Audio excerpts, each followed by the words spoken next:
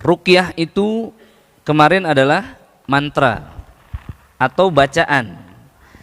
Ya, meruqyah artinya membacakan, memantrai, ya, ngajampe, menjampi.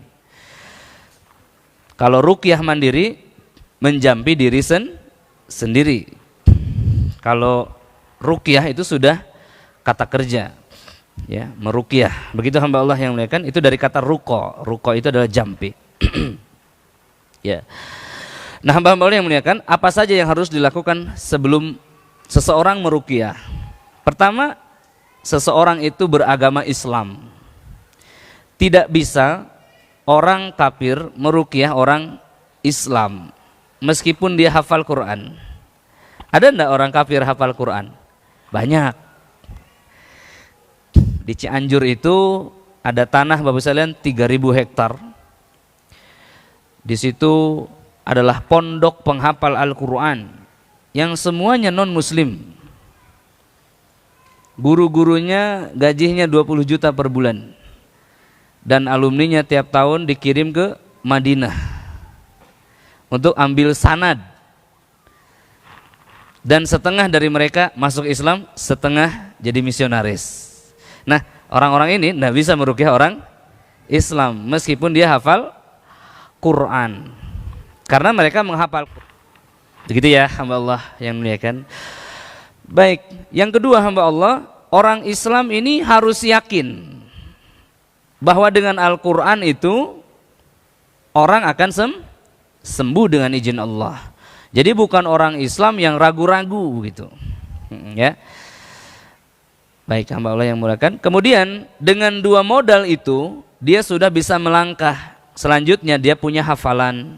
Apa itu? Minimal Al-Fatihah. Jangan Al-Fatihah saja masih bingung, tidak beres-beres, ya kan? Al-Fatihah, ayat kursi, Al-Falaq dan An-Nas. Al-Ikhlas, Al-Falaq, An-Nas. Mudah ya? Al-Fatihah, ayat kursi, Al-Ikhlas, Al-Falaq, An-Nas. Mudah. Semua hafal lah insyaallah. Lalu selanjutnya dia tidak boleh musyrik. Jadi orang yang bukan sekutu setan. Orang yang mentauhidkan Allah Subhanahu wa taala sebagai satu-satunya ilah yang wajib disembah. Kalau dia musyrik nanti akan dibantu oleh setan lain. Nah, jadi kong kali kong. Nanti outputnya mediumisasi, ya seperti itu ya hamba-hamba Allah. Dua dunia, lain dunia, jadinya kayak gitu. Ya, jadi melawan setan dengan setan. Jadi diajak ngobrol setannya, bukan diperangi, diinterview. Setan diinterview senang, manusia aja senang masuk TV, apalagi jin. Ya kan? Jadi dia banyak cerita ini dan itu. Selanjutnya hamba Allah, dia mencintai sunnah. Betapa tidak Al-Quran, terapi ruqyah itu adalah terapi yang dilakukan Nabi, yang itu termasuk sunnah, baik fi'iliyah, baik qauliyah ataupun takririyah. Jelas ya? Adapun syarat-syarat yang lain, yaitu adalah sifatnya kondisional.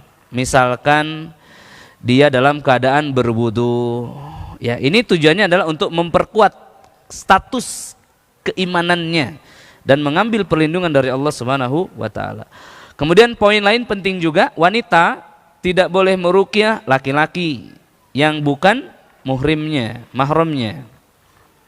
Ya. Kemudian saat wanita haid dia juga tidak boleh meruqyah. Kalau dalam keadaan haid diruqyah boleh. Itu berapa poin mungkin ya, qualification lah. Artinya kita semua bisa meruqyah lah, asal kita umat Nabi Muhammad SAW tidak musyrik ya, dan memiliki hafalan. Boleh enggak kalau misalkan meruqyah dengan membaca? Boleh, tapi siang hari, jangan malam hari. Khawatirnya mati lampu saat di tengah jalan, lagi seru-serunya mati lampu, kata jinnya nggak seru. Baik ya teman-teman sekalian, jadi boleh, dan memang biasanya fokus pada bacaan ini hingga energinya tidak terpancar ke sana. Baik hamba Allah. Kemudian syarat-syarat umum ya tadi, syarat-syarat khusus. Pertama, persiapan sih sifatnya. Salat terlebih dahulu ya, salat tentunya diawali dengan berwudu ya.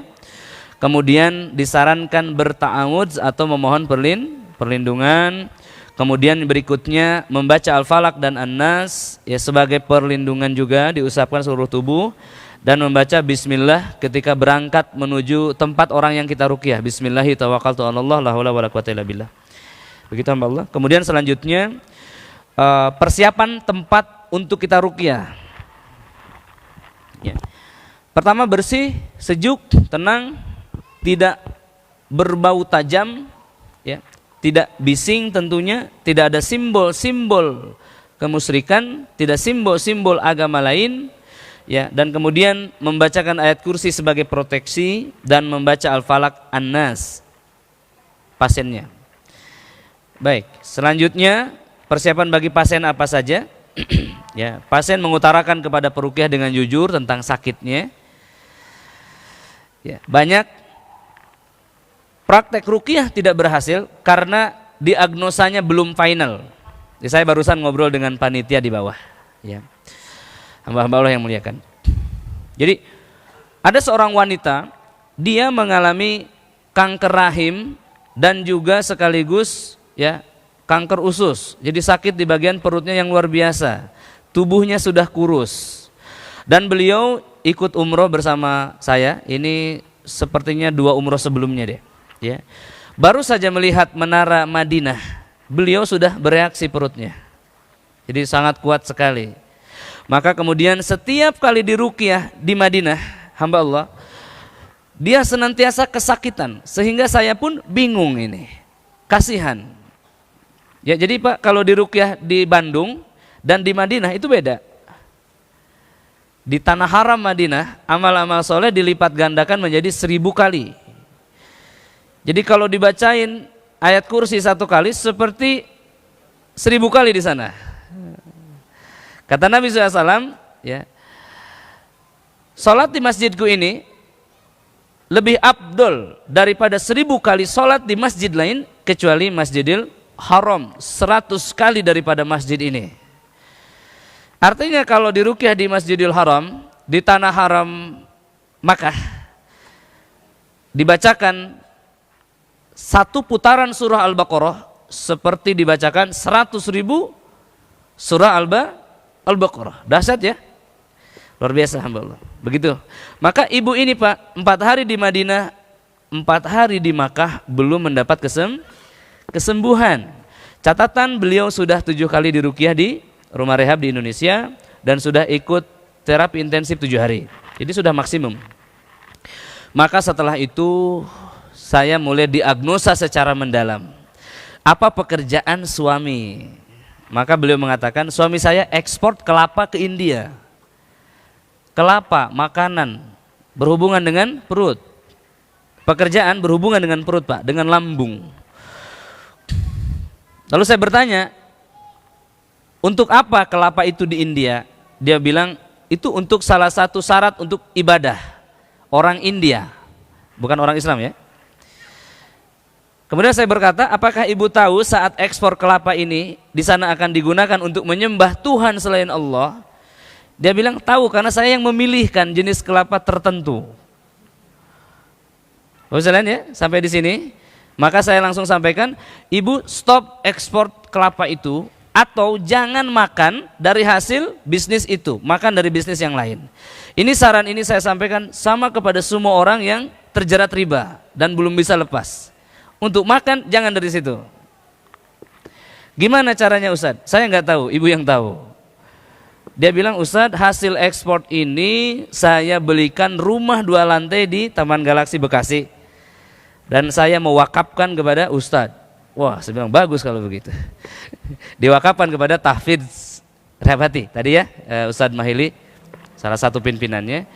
Setelah beliau akad seperti itu, apa yang terjadi? Besok malamnya beliau bertemu saya lagi dan ruqyah terakhir itu di Masjidil Haram. Besoknya pulang. Saya bilang, ibu 30 yang lain sudah sembuh, tinggal ibu sendiri ini. Apa yang bisa saya bantu selama terapi di sini. Apa yang ibu ingat, apa yang ibu rasakan? Rasa sakitnya sama Ustaz, tidak berubah. Tetapi hari ini saya mau menyampaikan sesuatu yang tidak pernah saya sampaikan kepada orang lain karena ini aib. Ya, saya sembunyikan namanya ya. Maka di sini beliau mengatakan, saya kalau hubungan sama suami itu sakit. Nah, ini 1 dari 5 sihir. Sihir apa kemarin? Arobtu. Ibu ciri yang lainnya, sering pendarahan ketika mau hubungan suami istri sehingga ibu menganggap ini menstruasi sehingga tidak jadi hubungan badan. Betul Ustaz. Ciri yang berikutnya, kadang-kadang lutut terkunci saat mau berhubungan, tapi sebenarnya ibu mau. Betul juga. Tinggal 2 lagi. 2 lagi. Lalu saya tanyakan, apakah ada masalah pada suaminya? Beliau bilang iya. Ya, masalah laki-laki kurang lebih ejakulasi dini, impotensi, begitu maksudnya Pak ya. Satu lagi Bu, satu lagi, apakah saat malam pertama dulu sulit? Beliau bilang iya, 5-5-nya iya. Kalau 5-5-nya iya, berarti jelas ini sihir, obatnya jelas Al-Quran. Kalau sihir lawan Al-Quran, pasti sihir kalah. Tinggal berapa banyak baca Qurannya. Maka hamba Allah setelah itu diruqyah 16 menit sembuh total. Kenapa jadi sembuh total? Karena ibu ini mulai yakin bahwa ini sihir, dan saya pun ya yakin. Di sini perlunya seorang pasien memberikan informasi yang cukup kepada peruqyahnya agar peruqyahnya yakin, yang diruqyah juga ya yakin. Jadi jangan ditanya sama peruqyahnya, ibu keluhannya apa? Ada deh. Nah, gitu.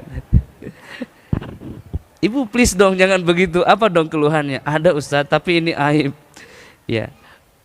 Jadi tidak mau bilang-bilang begitu ya.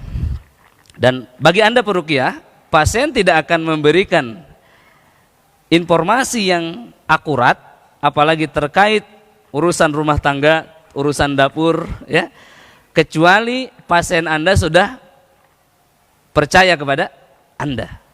Ya, ini calon-calon peruqyah. Jadi bagaimana membuat pasien kita memiliki trust kepada kita, itu adalah hal yang lain, ya, skill yang lain.